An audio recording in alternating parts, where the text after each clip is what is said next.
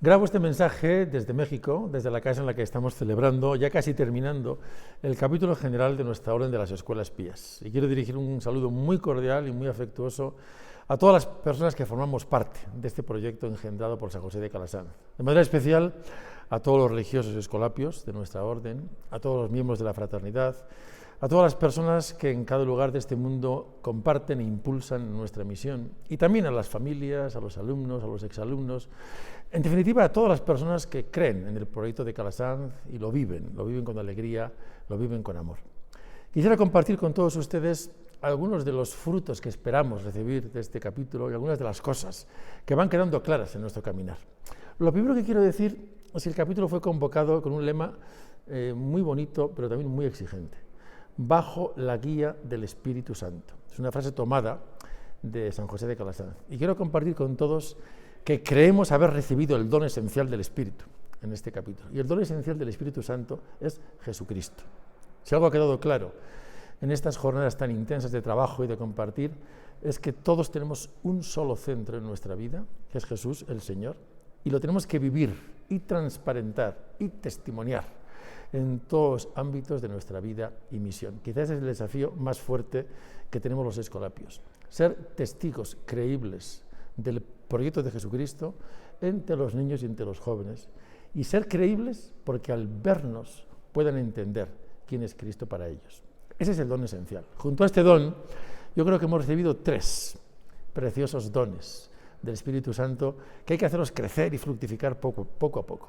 El primero de ellos yo lo llamaría así: fortalecer las opciones calasancias que siempre hemos asumido y las hemos de seguir fortaleciendo. Por ejemplo, el esfuerzo por construir escuelas pías, la vivencia cada vez más auténtica de nuestra vocación para poder ser los escolapios que los niños y jóvenes, especialmente los pobres, necesitan, el envío en misión, vivido con alegría, con generosidad, con entrega. Esas opciones que Calasanz vivió y que nos transmitió y que llevan 4 siglos creciendo entre nosotros, han sido fortalecidas y han sido vueltas a pensar y vueltas a asumir en este capítulo. Ese es el primer don que yo veo como bonito y especial. El segundo que quisiera compartir con ustedes es el don desafiante de transitar por sendas nuevas, porque aparecen sendas nuevas. Por ejemplo, todo el desafío de la sinodalidad propuesto por el Papa Francisco y todas sus consecuencias ha sido trabajado muy fuertemente.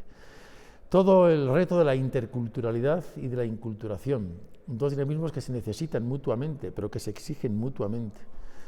El reto de unas escuelas pías integralmente sostenibles, en las que seamos capaces de hacer que sigan creciendo y que sigan ofreciendo respuestas válidas a los desafíos de hoy.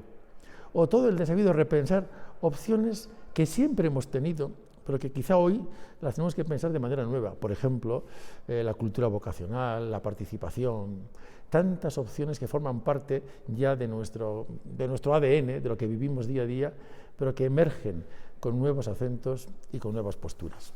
Y el tercer don de estos 3 que quería citarles es quizá la invitación a una nueva mirada sobre lo que somos.